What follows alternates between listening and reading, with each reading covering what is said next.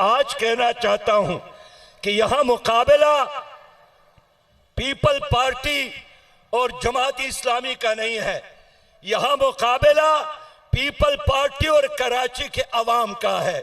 अब 15 तारीख साबित करेगा कि कराची के अवाम जीत जाते हैं या पीपल पार्टी और सिंध की हुकूमत जीत जाती है। मैं उम्मीद रखता हूं 15 तारीख का सूरज कराची के लिए, अहले पाकिस्तान के लिए कामयाबी का सूरज तुलो होगा इंशाअल्लाह। रोशनियों के साथ, खुशियों के साथ न सिर्फ पाकिस्तान को, आलमी इस्लाम को इंशाअल्लाह एक खुशी का पैगाम मिलेगा।